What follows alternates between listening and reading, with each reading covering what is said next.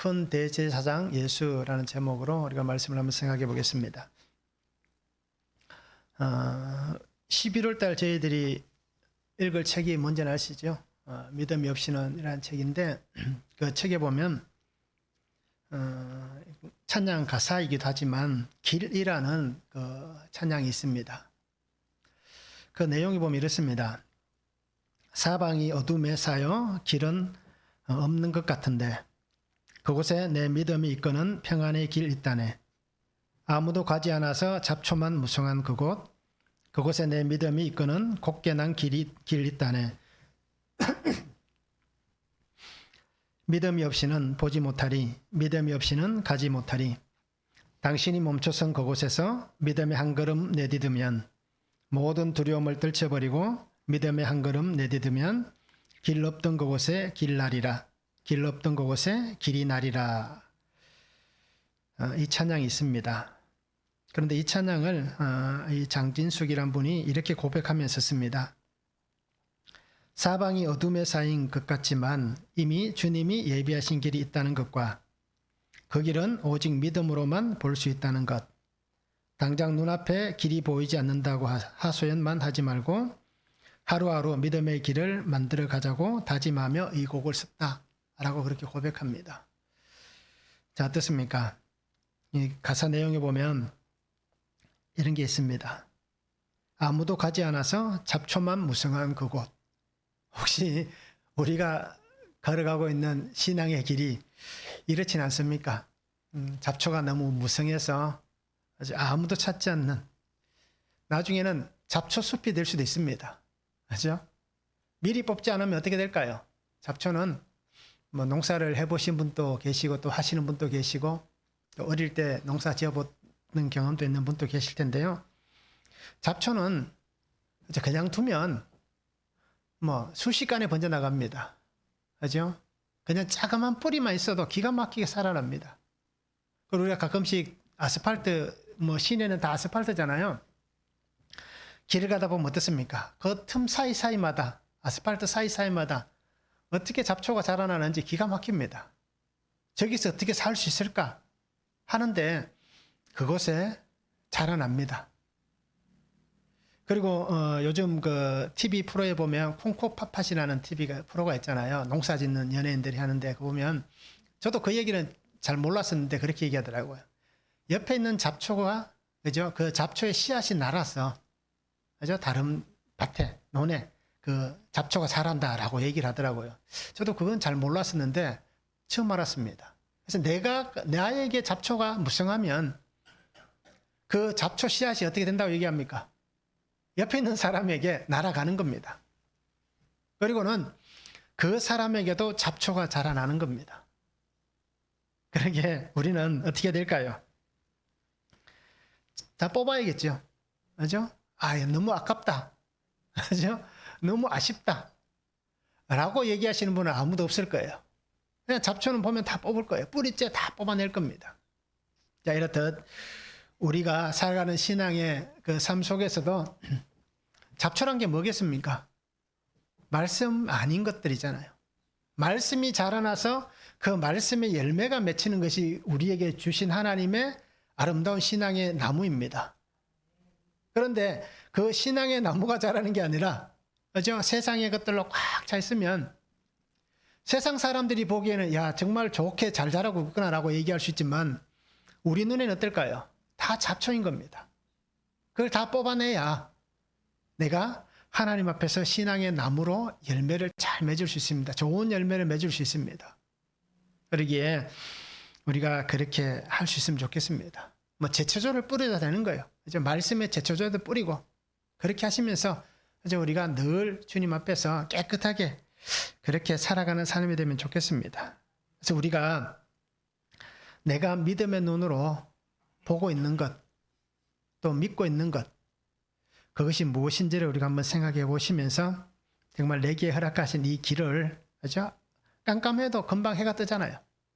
길이 끊어진 것 같아도 길이 연결됩니다. 누구 때문에요? 예수님 때문에 그렇게 되는 겁니다.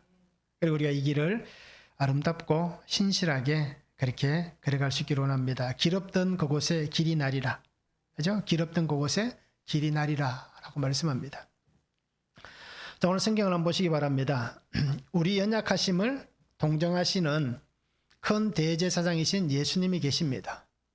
그러기에 믿는 도리를 굳게 잡으라 라고 말씀합니다.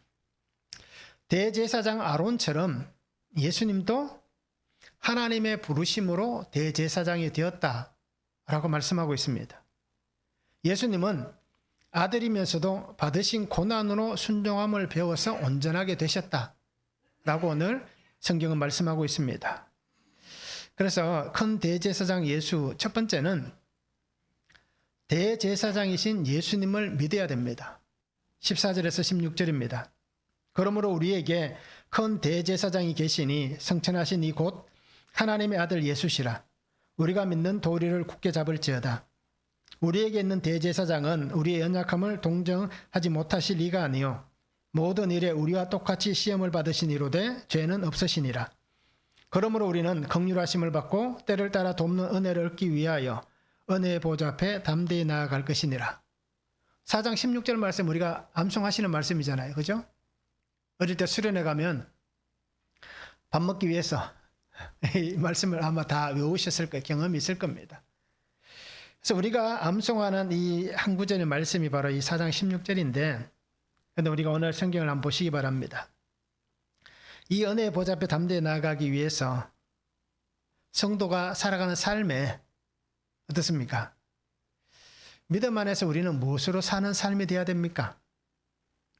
믿는 자의 삶, 우리의 믿음의 삶은 어떻게 살아야 되고 어떻게 보여져야 됩니까?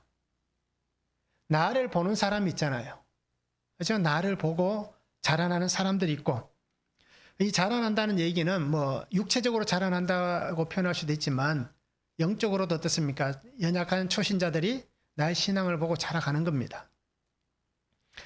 그런데 오늘 히브리서 기자가 분명히 이렇게 얘기하잖아요. 믿음의 도리를 잡으라라고 얘기합니다. 믿는 자의 도리. 이것은 무엇일까요? 믿는 도리. 자, 이 믿는 도리라는 단어는 호몰로기아라는 단어를 씁니다. 그래서 고백이라는 뜻이 있습니다. 인정이라는 뜻이 있습니다. 호몰로게오라는 동의하다, 동일한 것을 말하다 또는 합의, 일치라는 단어에서 유래가 됩니다. 그래서 믿음의 도리, 믿는 자의 도리를 바르게 하는 것이 어떻게 보면 하나님의 은혜 안에 사는 성도들의 삶의 모습입니다. 그래서 믿는 도리는 하나님께서 주시는 은혜 안에서 오늘 내가 하나님을 향하여서 드려지는 신앙의 고백이 바로 믿는 사람의 도리입니다. 자, 그렇기 때문에 우리가 이 믿는 도리, 하나님의 말씀, 하나님의 뜻을 따라 살면서 하나님과 같은 말을 하는 것입니다. 하나님의 말씀대로 살아가는 그 삶이 바로 하나님 앞에서 어떻습니까? 동일한 것을 말하고 일치하는 그러한 삶으로 우리가 살아가는 삶의 그 모습들이 믿는 자의 도리, 믿음의 삶이다라고 얘기할 수 있습니다. 그러면 오늘 히브리서 기자가 얘기하고 있는 이 믿음은 무엇입니까? 오늘 나의 믿음은 무엇입니까? 대제사장에 대해서 오늘 또 얘기하잖아요. 결국 이것은 예수님이 대제사장으로서 하나님의 기름 부으심을 받은 자이다. 그죠? 하나님께서 기름 부어 세우신 대제사장이다. 바로 그분이 예수 그리스도이시다 라는 것을 믿는 것입니다. 그래서 예수님께서 하나님의 말씀, 뜻을 따라서 이 세상을 구속하셨잖아요. 그리고 그 구원하실 분이 바로 예수님이시다. 그분이 하나님께서 보내신 분이시다 라는 것을 우리가 믿는 것이 오늘 나의 믿는 자의 도리다라는 것입니다. 자, 아론의 계열을 따라서 오늘 성경은 얘기합니다. 대제사장이 된 것이 아니다라고 얘기를 합니다. 하나님께서 구원하시기 위해서, 이 세상을 구원하기 위해서 하나님께서 그를 세우신, 그렇죠? 아론의 계열을 따라 대제사장이 된 것이 아니라 오늘 성경 뭐라고 얘기합니까? 멜기세덱의 반차를 따랐다라고 얘기하잖아요. 멜기세덱의 계열을 따라서 대제사장이 되었다라고 그렇게 말씀을 하고 있는 것입니다. 그래서 세상을 구원하시기 위해서 하나님께서 보내신 하나님의 아들, 그 예수 그리스도를 믿는 그 믿음의 삶이 되어야 한다라고 분명히 성경은 말씀을 합니다. 그래서 예수님은 대제사장으로서 우리의 연약함을 도우시는 분이다라고 말씀을 하고 있는 것입니다. 고난을 받은 자가 고난받는 자를 위로할 수 있습니다. 오늘 우리가 가끔씩 그런 일들을 경험하잖아요. 누군가 나를 위로할 때에 그 사람의 위로가 진심으로 느껴지는 사람이 있는가 하면 그냥 그 사람의 위로가 좀 어떻습니까? 뭐 가식적이라는 표현은 좀 그렇지만 와닿지 않을 때도 있잖아요. 그래서 우리가 어떻게 표현합니까? 너는 안 겪어봤으니까 그렇다라는 마음이 들 때가 있잖아요. 왜요? 그 사람은 고난을 한 번도 안 겪어본 사람인데 고난을 겪고 있는 나를 위로한다는 것, 그거는 어떻게 보면 공감이 안 되기 때문에 이해가 안 되는 겁니다. 받는 사람도 그렇고 위로하는 사람도 마찬가지일 거예요. 그런데 예수님께서 왜 우리의 연약함을 도우시는 분이다라고 얘기합니까? 고난을 받으신 분이기 때문에 고난을 받는 우리를 위로할 수 있다라는 것입니다. 즉 죽음의 길을 걸어가신 분이시기 때문에, 그죠? 죽음의 길을 걸어본 자이기 때문에 지금 죽음의 길을 걸어가고 있는 나를 위로하시면서 이 죽음의 길에서 나를 생명의 길로 옮겨주시는, 그 생명의 길을 열어주시는 그 은혜 안에서 나를 위로하실 수 있다라는 것입니다. 그래서 오늘 성경은 우리에게 말씀합니다. 동정하지 못하실 리가 아니요라고 얘기합니다. 옛날 성경 뭐라고 얘기합니까? 체휼이라는 단어를 쓰잖아요. 동정이라는 단어를. 그래서 이 동정심을 느낀다 또는 공감한다, 동일한 감정을 가진다 라는 것이 동정하지라는 심파데오라는 단어의 뜻 속에 있습니다. 체휼이라는 뜻 속에 있습니다. 그래서 예수님은 우리의 연약함을 공감하시는 거예요.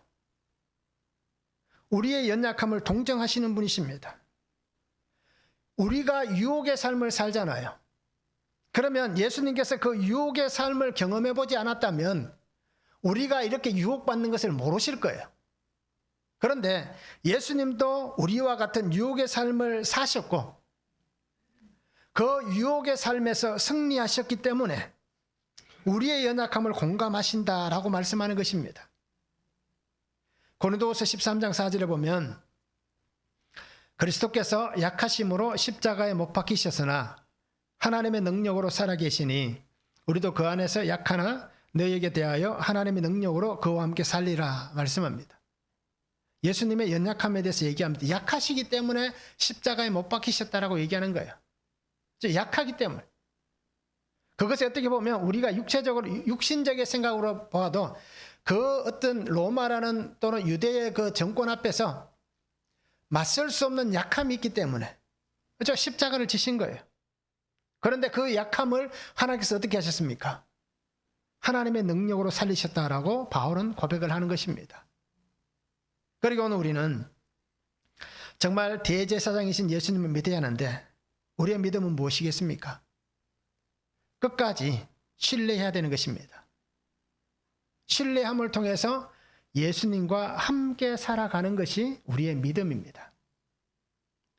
믿음은 죽음의 자리, 그 죽음의 자리이지만 그 죽음의 자리에서 나도 함께 죽는 것입니다. 예수님은 죽으세요. 나는 살겠습니다. 라고 얘기하는 게 아니라 예수님이 죽으시는 그 자리에 나도 죽겠습니다. 함께 죽는 것이 믿는 자의 도리다라는 것입니다. 또 믿음은 예수님을 죽음에서 살리신 하나님께서 동일하게 나를 살리실 것이다. 예수님을 그 죽음에서 일으키셨듯이 나도 일으키실 것이고 예수님을 그 하나님의 품으로 불러가신, 그죠? 그 영생이라는 천국으로 인도해 가신 것 같이 나도 그 영생으로 인도하실 것이다. 동일한 은혜를 내게 주실 것이다. 라는 것을 믿는 것이 바로 오늘 우리의 믿음입니다. 오늘 내가 살아가는 삶의 자리에 예수님께서 함께 하십니까? 내가 살아가는 삶의 자리에 예수님께서 역사하고 계십니까? 내가 살아가는 삶의 자리에 예수님께서 나를 붙잡고 계십니까? 우리는 이런 고백으로 살고 있습니다. 그런데 가끔씩 그랬을 수도 있는 거예요. 하나님, 난 도저히 못 믿겠습니다. 난 도저히 하나님 이해가 되지 않습니다. 하나님, 난 도저히 하나님이 보이지 않습니다. 그렇게 말씀을 하실 수도 있을 거예요. 왜요? 어떻게 보면 그것이 오늘 우리가 육신을 가지고 사는 우리가 하나님의 영적인 모습을 알 수 없기 때문에 그렇게 고백하는 것이 당연할 수 있습니다. 그런데 하나님은 나는 알지 못한다 하더라도 여전히 나의 삶의 자리에 하나님이 함께하고 계시고 하나님의 붙잡으심이 내게 보여지지 않지만 여전히 하나님은 나를 붙잡고 계시는 거예요. 그러기에 오늘 우리가 세상으로 홀로 떠내려가지 않는다는 겁니다. 왜요? 그 세상의 물결 속에 있는 나를 하나님께서 그도 붙잡고 계시기 때문에 휩쓸려가지 않는다는 것입니다. 그리고 오늘 나도 그죠?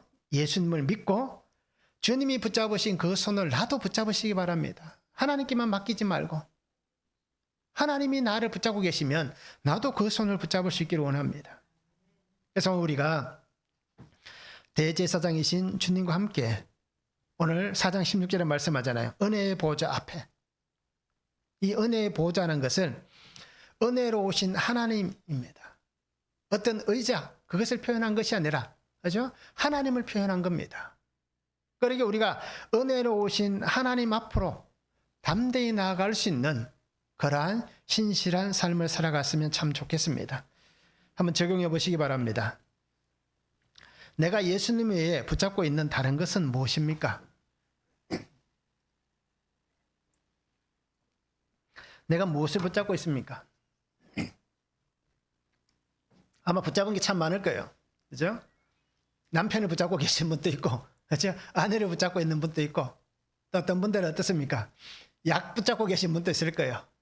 그래서 뭐 이렇게 말씀드려서 죄송합니다. 저도 약을 먹고 있지만 말씀드려서 죄송합니다. 나이가 들어가면 갈수록 무엇은 늙었다는 걸 알 수 있습니까? 매일 약봉지가 하나씩 더 늘어난다는 것. 그죠? 우리가 그것을 보고 알 수 있잖아요. 자, 내가 붙잡고 있는 게 뭔가? 아직 예수님 외에 뭘 붙잡고 있는지 한번 적용해 보시길 바라고요. 나의 연약함으로 겪는 유혹과 시험은 무엇입니까?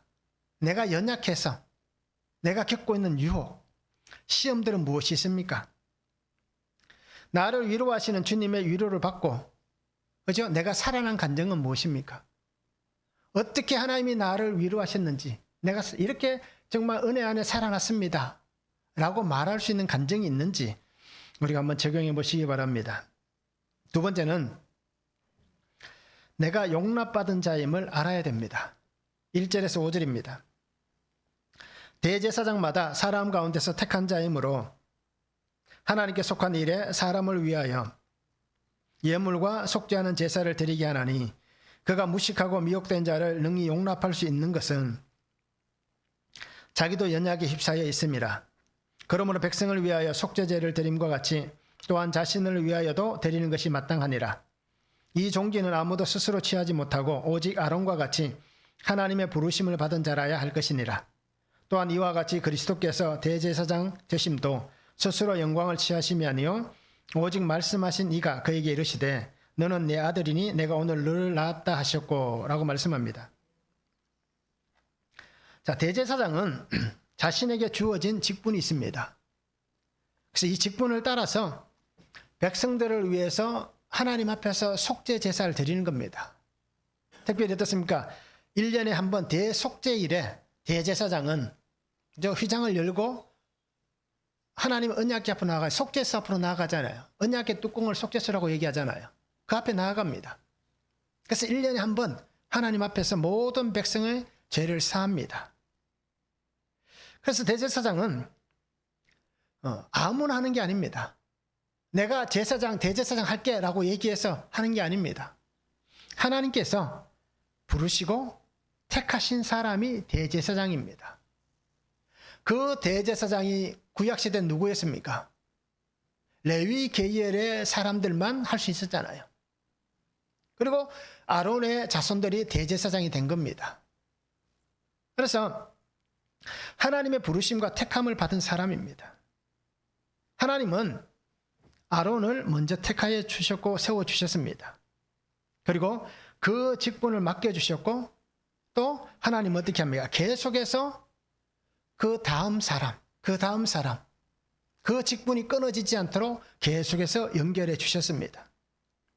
레위기 21장 10절에 보면 자기의 형제 중 관유로 부음을 받고 위임되어 그 예복을 입은 대제사장은 그의 머리를 풀지 말며 그의 옷을 찢지 말며라고 얘기합니다. 형제 중에서 관유, 거룩한 기름이잖아요. 구별된 이 기름을 통해서 그 기름을 부음받은 사람, 위임받은 사람, 그 사람이 대제사장이 되는 겁니다. 대제사장의 예복을 입고 그 직분에 따라 살아가는 것입니다. 자, 이와 같이 하나님께서 어떻습니까? 육신의 대제사장도 이렇게 세우셨습니다.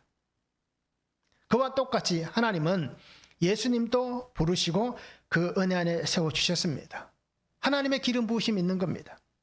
마태복음 3장 16절과 17절에 보면 예수께서 세례를 받으시고 곧 물에서 올라오실새 하늘이 열리고 하나님의 성령이 비둘기같이 내려 자기 위에 임하심을 보시더니 하늘로부터 소리가 있으니 말씀하시되 이는 내 사랑하는 아들이요 내 기뻐하는 자라라고 말씀합니다. 하나님의 기름 부으심, 성령의 기름 부으심의 역사가 예수님이 세례를 받고 물 위로 올라오시는 그 순간에 일어났다라고 분명히 보여지고 있습니다.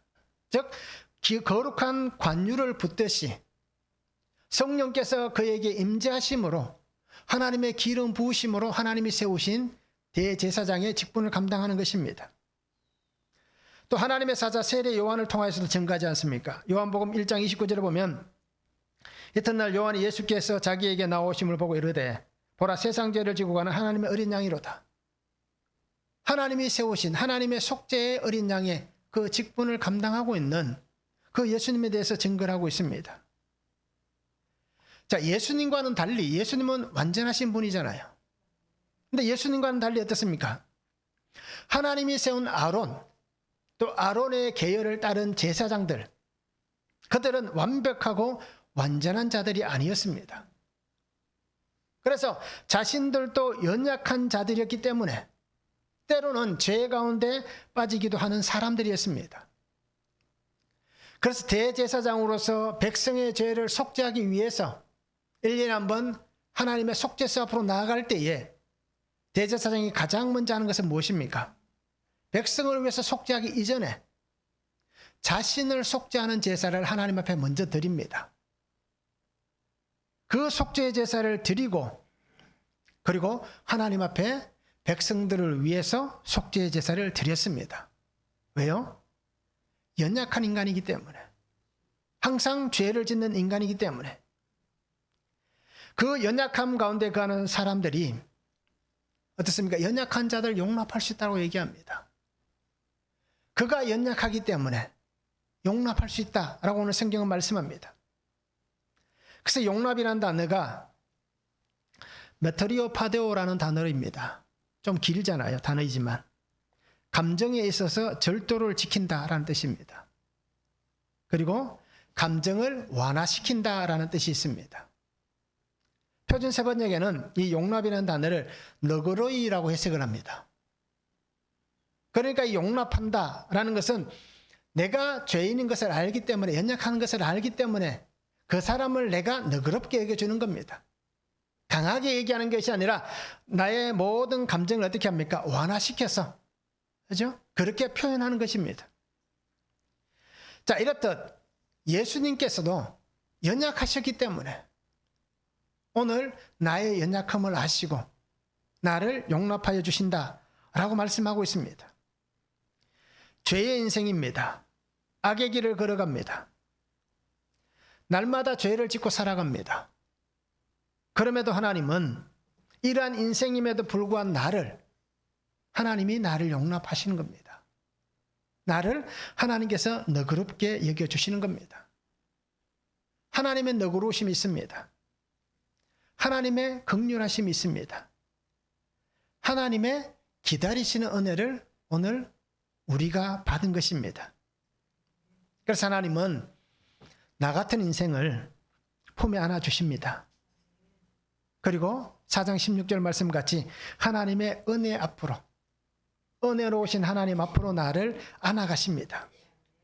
그래서 내가 하나님의 그 사랑을 받고 그 긍휼을 입고 그 은혜 안에 살게 하십니다. 그러면 나는 어떻게 해야 될까요? 나는 절대 용납할 수 없는 그런 삶을 살아야 될까요? 나도 용서하고 너그럽게 여겨야 될까요? 감당할 수 없는 큰 사랑을 받았는데 나는 이 감당할 수 없는 큰 사랑을 받았음에도 불구하고 내가 사랑하지 못한다면 이렇게 말씀드린 저도 사랑을 잘 못합니다. 잘 용납하지 못합니다. 저도 때로는 꽁할 때가 있습니다. 그래서 우리 사모님한테 가끔씩 어떤 때는 말도 안 할 때도 있고요. 기분 나빠서 등을 돌릴 때도 있고 그렇습니다. 우리는 늘 이렇습니다. 자, 그런데 오늘 우리가 이 사랑을 받았으면서도 사랑하지 못한다면 내가 받은 이 사랑은, 이 은혜는 사라집니다. 소멸됩니다. 예수님께서 우리에게 하신 좋은 비유가 있잖아요. 1만 달란트 빚진 자가, 그죠? 그 갚을 수 없는 그 1만 달란트, 상상할 수 없는 금액이잖아요. 오늘로 얘기하면 수백억, 그죠? 엄청난 돈입니다.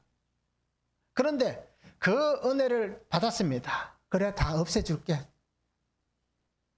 그리고 길을 나서다가 누구를 만납니까? 자기에게 100데나리온 빌려간 사람을 만나는 거예요. 100데나리온은 얼마입니까? 기껏해야 1000만 원 되겠죠, 그죠? 수백억을 탕감받은 사람이 1000만 원 빌려간 사람을 붙잡고 늘어집니다. 왜 안 갚냐? 갚아라. 그죠? 그래서 그 사람은 뭐라고 얘기합니까? 내가 다 갚겠습니다. 어떻게든 갚겠습니다. 얘기하니까 절대 안 돼. 너 무조건 갚아야 돼. 그러면서 갚아라고 일시키는 게 아니라 감옥에 가둬버리잖아요. 자, 우리는 이런 인생을 살아갑니다. 그 사랑을 받았으면서도, 그 하나님의 용납하심을 받았으면서도 내가 용납받은 자라는 것을 우리는 잊고 살아갑니다. 그러면서 뭐라고 얘기하면 내로남불이 나오잖아요. 나는 그래도 되지만 너는 그러면 안 되라고 얘기합니다. 어떻게 보면 참 있을 수 없는 그러한 삶을 우리가 살고 있습니다. 십자가 사랑이 나를 살리지 않았다면, 그 구속의 은혜가 없으면 우리는 그냥 죽을 인생입니다. 그러기에 오늘 우리 성도님들이 주님과 함께 선하고 합당한 삶의 길을 걸어갔으면 좋겠습니다. 한번 적용해 보시기 바랍니다. 하나님의 용납하심을 받았습니다. 그러면 내가 용납해야 될 일들은 무엇입니까? 사람일 수도 있고, 그죠? 어떤 환경일 수도 있고, 일들일 수도 있습니다. 내가 받았는데 이제 나는 무엇을 해야 될지 한번 우리 적용해 보시기 바랍니다. 부르심을 받은 삶을 감사합니까? 하나님 나를 불러주신 것에 감사합니까? 하나님 나 불렀습니까? 제발 좀 부르지 말지. 그냥 이렇게 살다 죽게 놔두지 왜 불렀습니까? 혹시 이렇게 생각하지는 않습니까? 부르심 받은 삶을 감사하는가? 아니면 여전히 내게 있는 연약함은 무엇인지, 때로는 불평하고 원망하고 있지는 않는지 우리가 한번 적용해 보시면 좋겠습니다. 자, 세 번째는 예수님의 온전하심을 닮아야 됩니다. 6절에서 10절입니다. 또한 이와 같이 다른 데서 말씀하시되 내가 영원히 멜기세덱의 반차를 따르는 제사장이라 하셨으니 그는 육체에 계실 때에 자기를 죽음에서 능히 구원하실 이에게 심한 통곡과 눈물로 간구와 소원을 올렸고 그의 경건하심으로 말미암아 들으심을 얻었느니라. 그가 아들이시면서도 받으신 고난으로 순종함을 배워서 온전하게 되셨은즉 자기에게 순종하는 모든 자에게 영원한 구원의 근원이 되시고 하나님께 멜기세덱의 반차를 따른 대제사장이라 칭하심을 받으셨느니라 말씀합니다. 자, 히브리서 기자는 예수님의 온전하심에 대해서 이렇게 얘기합니다. 고난으로 순종함을 배워서 온전하게 되었다라고 말씀합니다. 이사야서 53장은 예수님에 대해서 잘 말씀하잖아요. 그죠? 세례 요한이 얘기했던 요한복음 1장 29절 말씀 어떻게 보면 이사야 53장을 쭉 함축해 놓은 그런 말입니다. 그래서 이사야 53장 10절에 보면 여호와께서 그에게 상함을 받게 하시기를 원하사 질고를 당하게 하셨은즉 그의 영혼을 속건제물로 드리기에 이르면 그가 씨를 보게 되며 그의 날은 길 것이요 또 그의 손으로 여호와께서 기뻐하시는 뜻을 성취하리로다. 어떻습니까? 그의 상함을 받게 하시기를 원하사 질고를 당하게 하셨은적이라고 얘기합니다.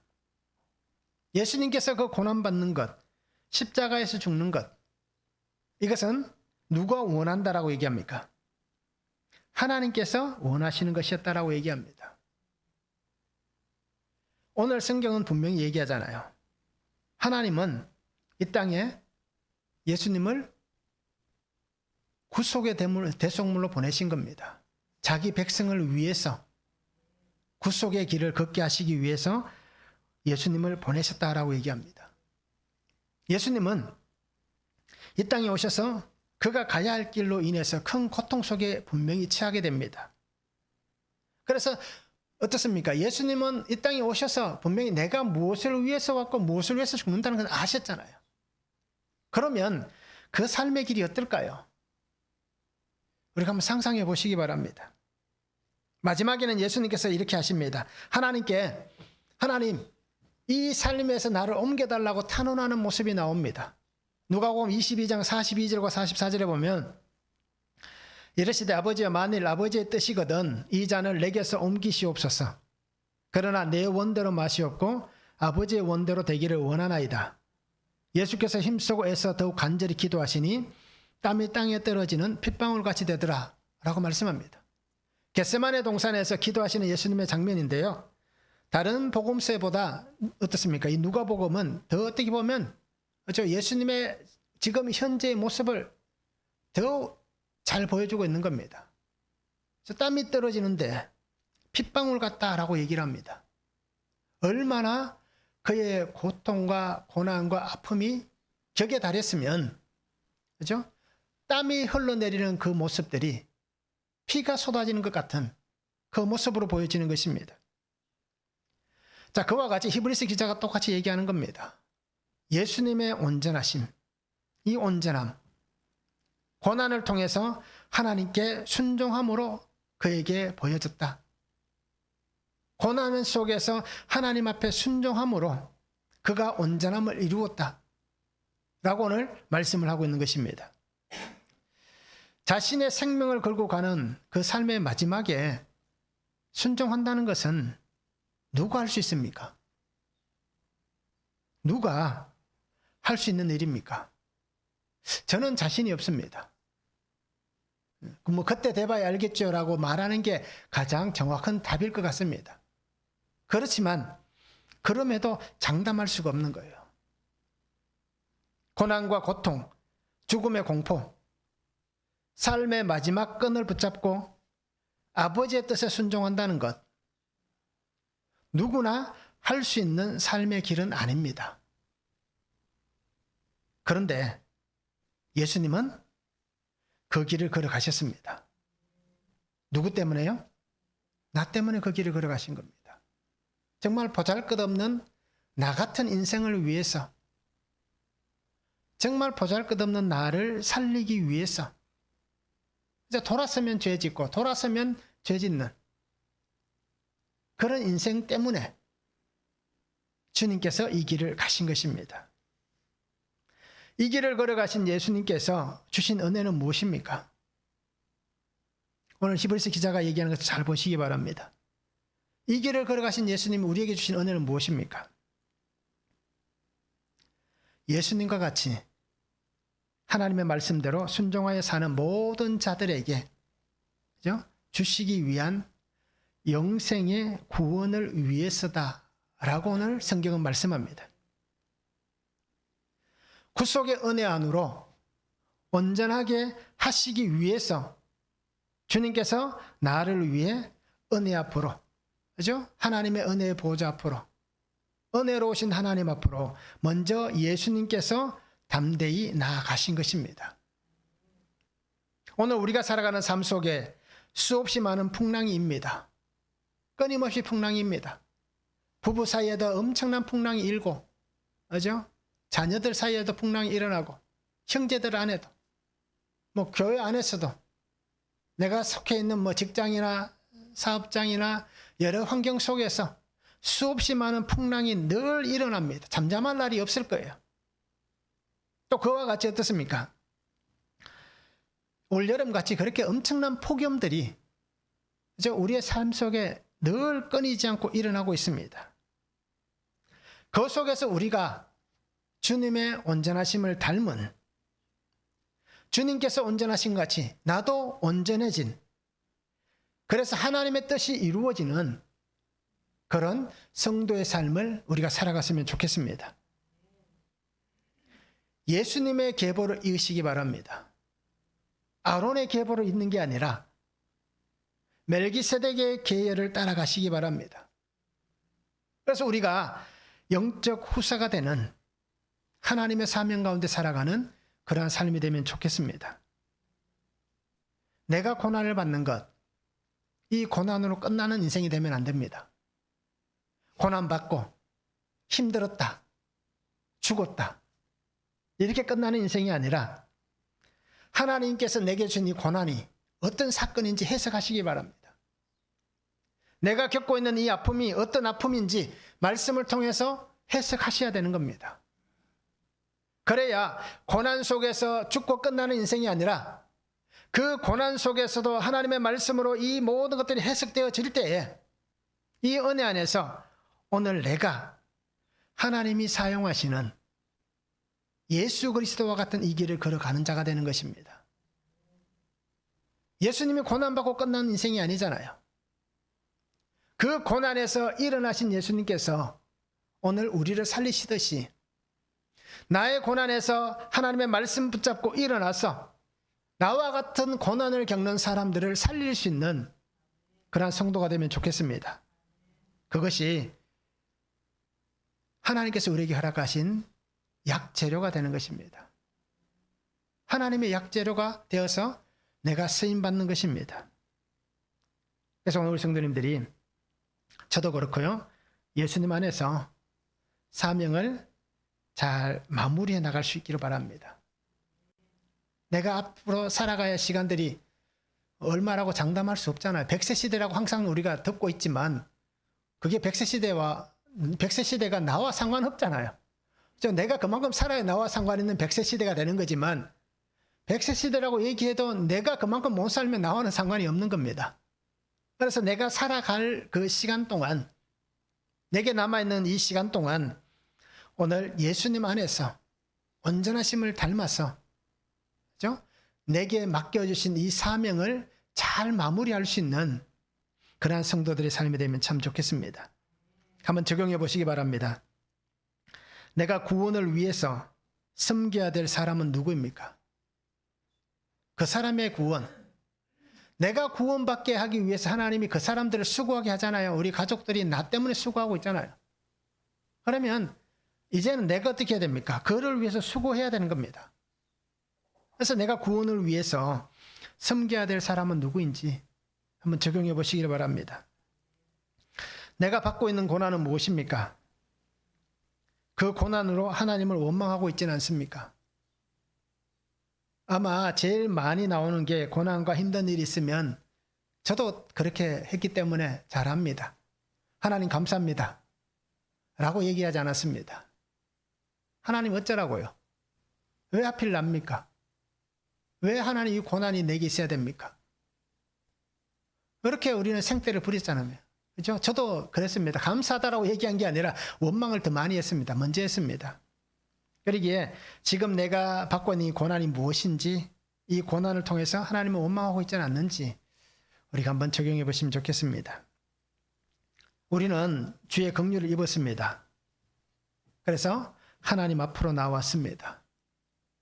하나님의 생명과 은혜 앞으로 나아가는 삶이 되었습니다. 그렇게 살아가는 삶이 되면 좋겠습니다. 그래서 오늘 우리는 십자가의 고난의 삶을 통해서 나를 살려주신 하나님, 나를 구원하신 예수님, 그 은혜 안에서 오늘 나의 생명이 하나님 나에게 맡겨주신 사명, 복음을 위해서 우리가 살아가는 귀한 성도가 되면 좋겠습니다. 나를 위해서 모든 것을 희생해 주셨습니다. 그 예수님처럼 이제 내가 주님의 이 말씀을 붙잡고 나도 희생할 수 있기를 원합니다. 요한복음에서 나온 하나님의 그 희생 3장 16절의 말씀이 요한 1서에도 나오잖아요. 똑같이 얘기합니다. 사도 요한이 얘기를 합니다. 하나님이 우리를 위해서 먼저 희생했다면 이제 우리가 어떻게 해야 된다고? 친구를 위해서, 이웃을 위해서 내가 희생해야 된다고 얘기를 하고 있습니다. 그 은혜 앞까지 나아가는 것입니다. 그래서 나를 위해서 희생하신 주님처럼 이제 내가 주의 말씀을 붙잡고 섬김과 헌신의 삶을 살았으면 좋겠습니다. 그래서 말씀을 따라 순종함을 통해서 정말 온전해진 예수 그리스도의 사람들이 될 수 있기를 주님의 이름으로 축원합니다. 기도하겠습니다. 사랑의 아버지 하나님, 오늘도 우리에게 허락하신 말씀을 붙잡고 주님 앞에 기도합니다. 성령 하나님, 우리 안에 말씀하여 주시고 역사하여 주셔서 예수 그리스도를 믿고 그 믿음 안에서 주님의 온전하심을 닮은 믿음의 삶이 되게 하여 주시옵소서. 그래서 하나님께서 나를 위해서 걸어가신 그 길을 이제는 내가 순종함으로 하나님의 그 뜻을 따라서 내가 걸어가는 인생이 되게 하여 주시고, 고난 속에서 그 고난이 말씀으로 해석되어져서 하나님이 나를 사용하시는 귀한 약재료가 되는 은혜와 복을 더하여 주시옵소서. 그래서 날마다 십자가의 길, 하나님의 그 은혜의 길, 하나님 내게 부탁하신 그 사명의 길을 끝까지 잘 순종하며 믿음 안에 달려갈 수 있도록 성령 하나님 날마다 힘을 주시고 능력을 다하여 주시옵소서. 감사를 드리며 예수 그리스도 이름으로 기도하옵나이다. 아멘.